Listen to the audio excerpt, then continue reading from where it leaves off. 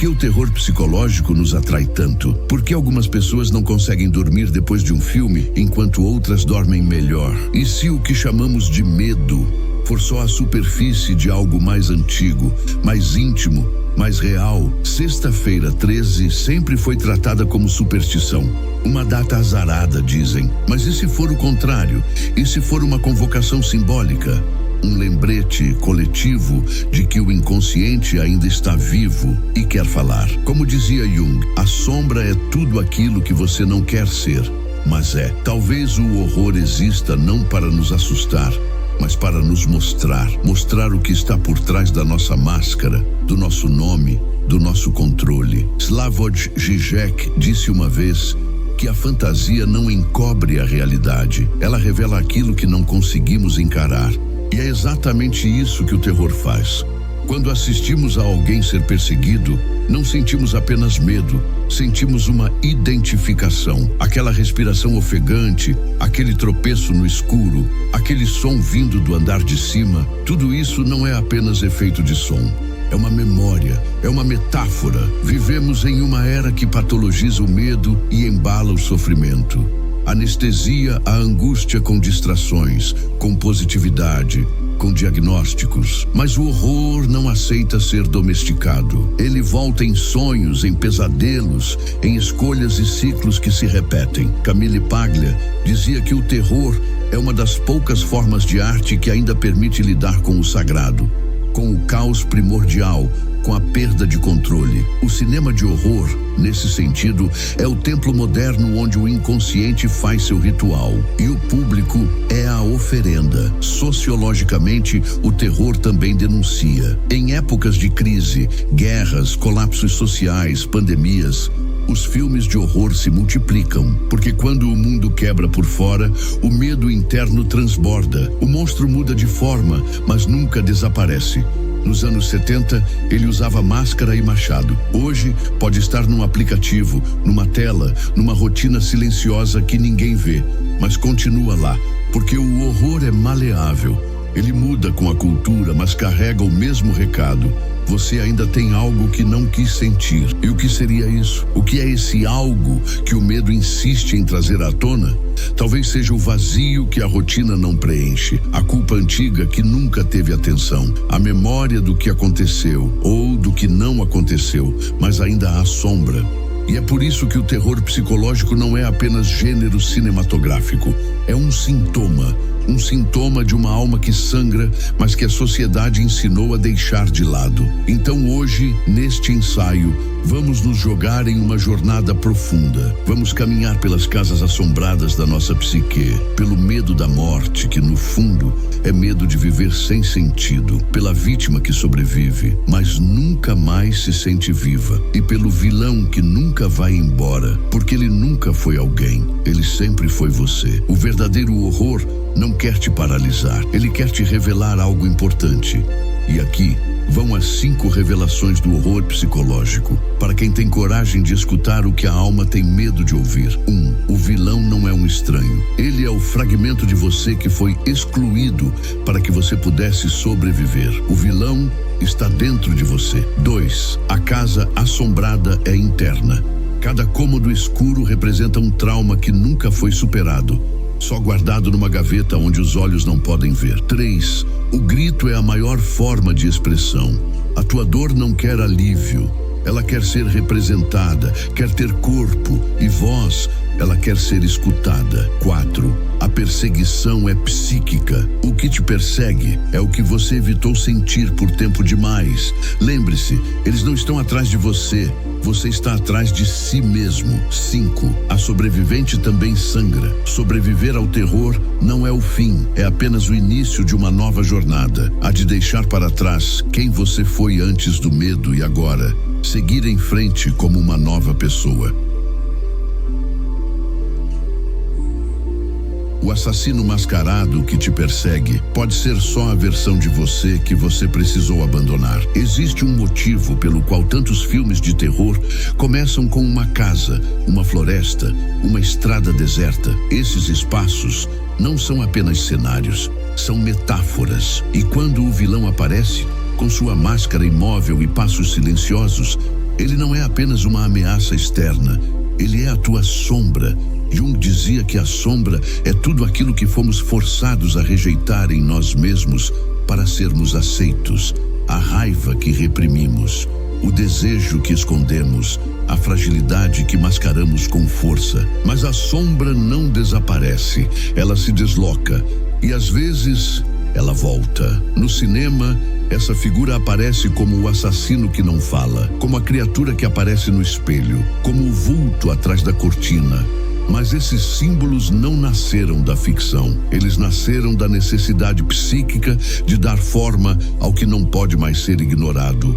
O terror é a arte de fazer visível o que o ego tentou apagar. A máscara que o assassino usa, por exemplo, é a imagem perfeita da persona, o papel social que vestimos para sobreviver. Só que quanto mais apertada for essa máscara na vida real, mais brutal será o retorno da sombra nos sonhos, nos impulsos, nos sintomas. O vilão dos filmes, nesse sentido, é um espelho da persona que se tornou cárcere. E a casa assombrada, é o templo psíquico onde memórias não processadas se acumulam como poeira no sótão. Portas que rangem sozinhas, luzes que piscam, sons inexplicáveis.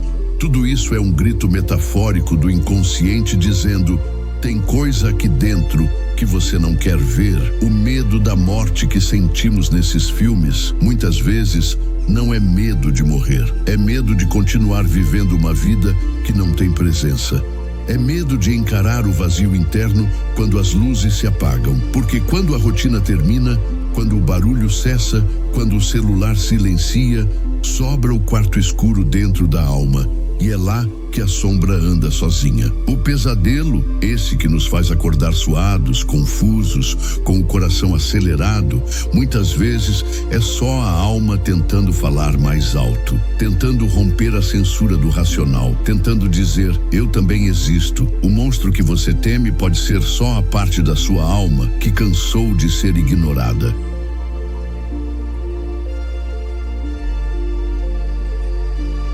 Final Girl sobrevive, mas ninguém pergunta o que ela perdeu para continuar viva. Em quase todo filme de terror clássico, há uma figura que sobrevive. Uma mulher, assustada, mas persistente, ferida, mas em pé.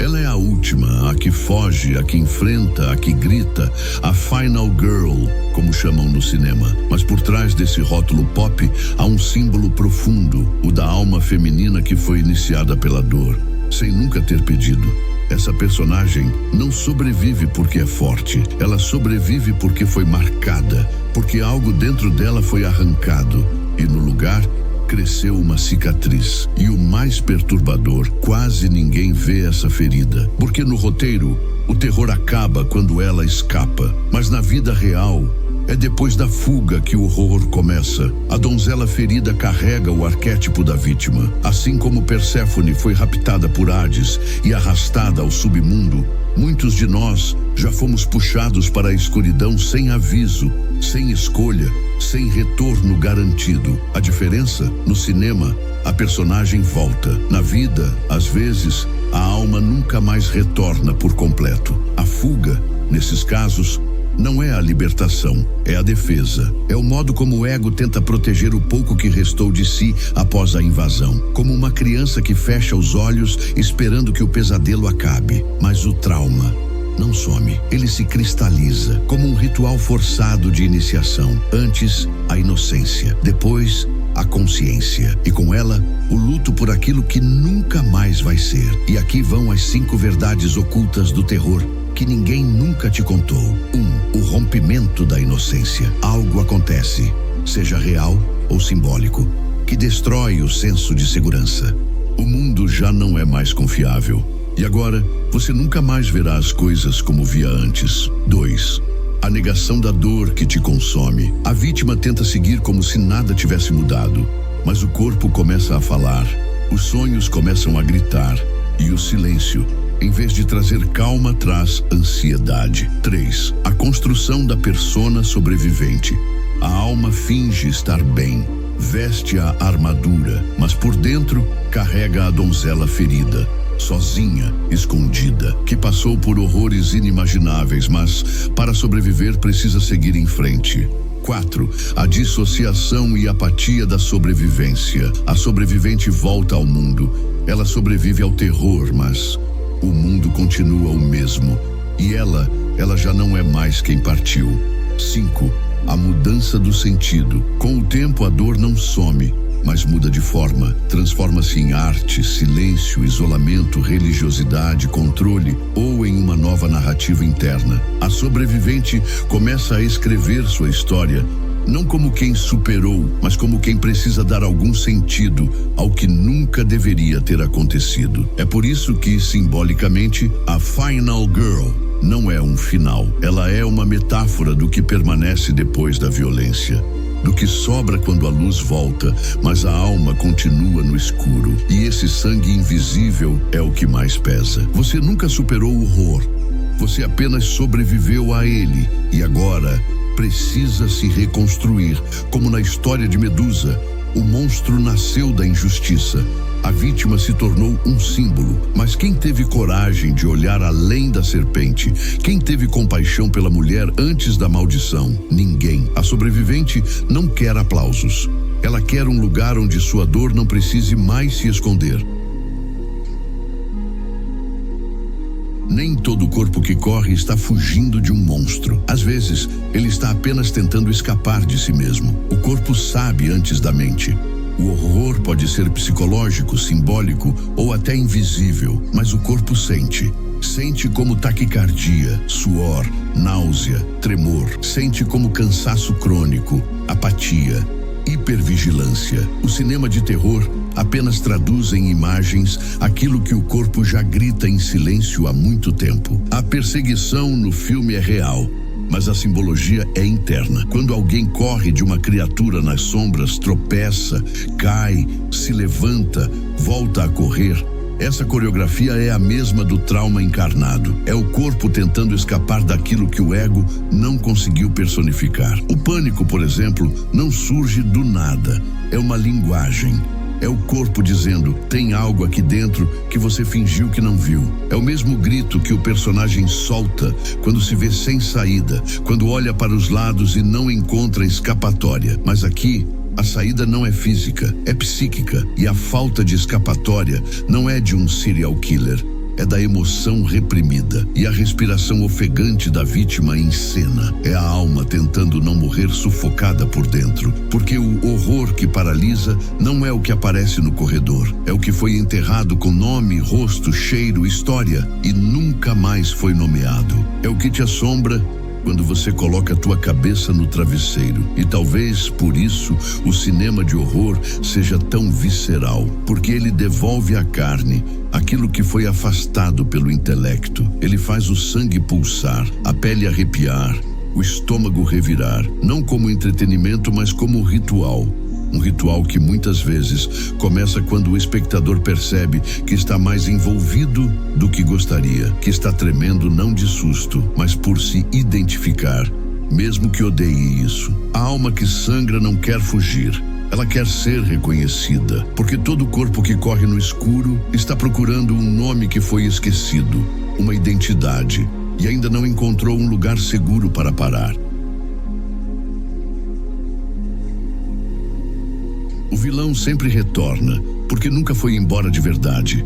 Em toda a história de terror, o mal retorna. Você pode queimar, enterrar, exorcizar, pode mudar de casa, de cidade, de nome, mas ele volta, disfarçado, mais calmo, à espreita. E o mais assustador, ele sabe quem você é.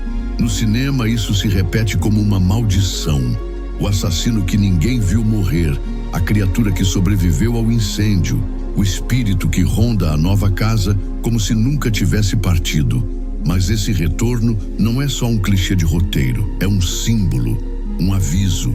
O mal não volta porque é forte, ele volta porque é íntimo. O vilão te conhece melhor do que seus pais jamais souberam. Ele sabe do que você sente vergonha, sabe o que você reprime, sabe os nomes que você nunca teve coragem de dizer, porque no fundo, ele foi feito disso. Ele é o amálgama das partes que você não pôde integrar. Na psicologia analítica, O mal que nos persegue é a personificação da sombra não reconhecida. Aquilo que negamos por medo, por conveniência, por adaptação. Mas o inconsciente não aceita a exclusão. Ele reencontra caminhos e, quando não é ouvido, encena. É por isso que o terror psicológico nos persegue mais do que qualquer susto. Porque ele ativa uma memória sem data, sem forma, mas com cheiro.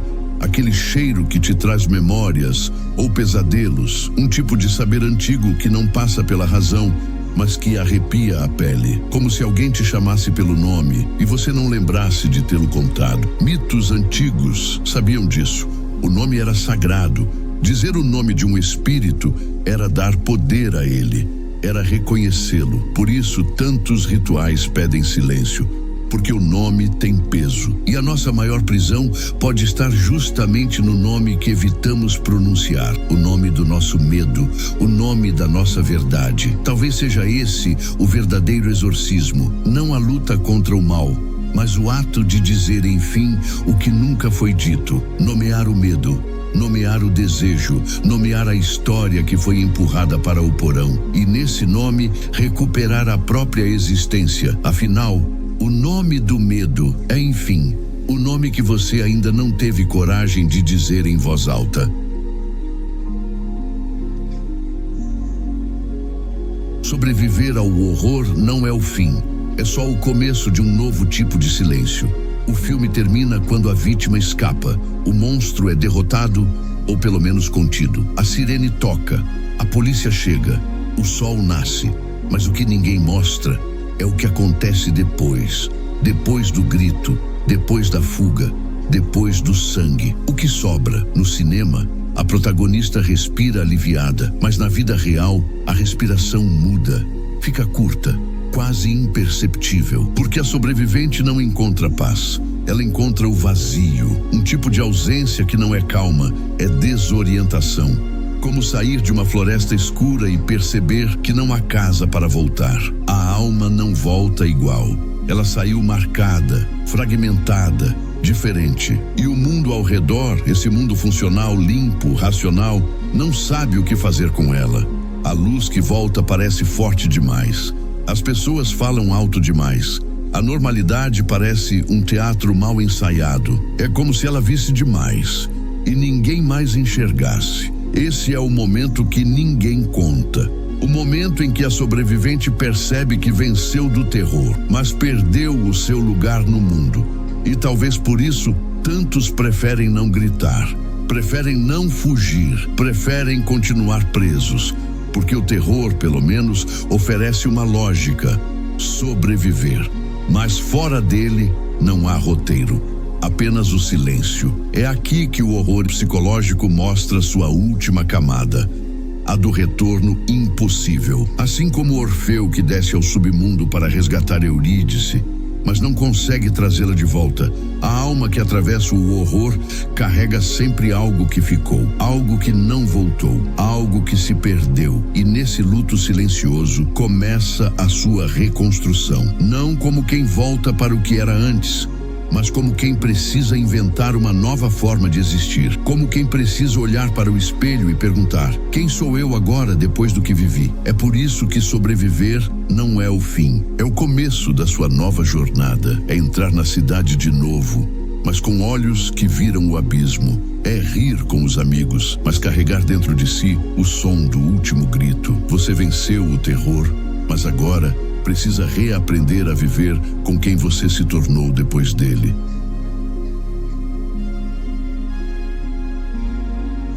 Talvez o verdadeiro horror não esteja no que te persegue, mas no que você deixou para trás quando começou a fugir. O terror não termina com a luz acesa, ele continua, ele se transforma, ele permanece. Porque o verdadeiro horror nunca foi sobre monstros ou espíritos, foi sobre ausências, sobre feridas que ninguém viu, sobre partes de você que ficaram no chão da casa em que você cresceu, ou no silêncio da noite em que tudo mudou. O horror psicológico é o altar onde enterramos fragmentos da nossa história e onde às vezes eles voltam, não para nos destruir, mas para nos convocar, para nos lembrar de algo que esquecemos enquanto aprendíamos a sobreviver, algo que foi deixado de lado para que a máscara pudesse se manter intacta. É nesse ponto que o medo se revela, não como inimigo, mas como guia, porque quando você para de fugir e começa a escutar o que o medo está dizendo, você descobre que ele sabe seu nome, que ele lembra do que você tentou apagar, que ele carrega aquilo que você ainda precisa resgatar. E é por isso que o medo não quer te paralisar, ele quer te transformar. Ele quer te fazer lembrar de quem você era, antes da fuga, antes da dor, antes do silêncio. E aqui estão as 5 formas como o horror pode revelar quem você é. 1. Ele te mostra o que ainda dói. Aquilo que te assusta, na verdade, te revela. O medo é apenas um espelho emocional. Ele aponta para onde a alma ainda não cicatrizou. Ele mostra o que você não quer ver. 2. Ele revela o passado que você negou, o vilão que mais te incomoda. Talvez se pareça demais com alguém que você amou, ou com alguém que você não conseguiu deixar, ou até mesmo com você. 3. Ele dramatiza o que você reprimiu.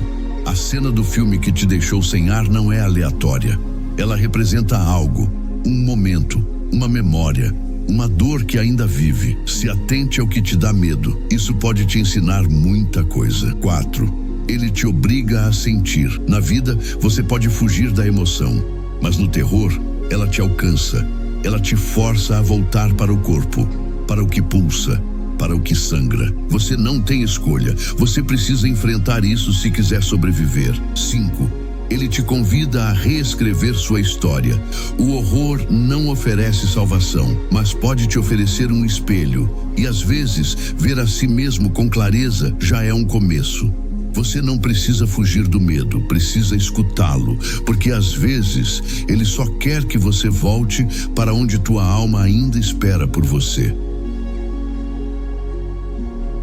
Para apoiar este tipo de ensaio, considere se inscrever no canal, compartilha com quem também curte um bom terror psicológico e deixe seu comentário. Nesta noite de sexta-feira 13, escolha um bom filme e repare no que te assusta. Pode ser que o medo revele algo sobre você. Obrigado por assistir.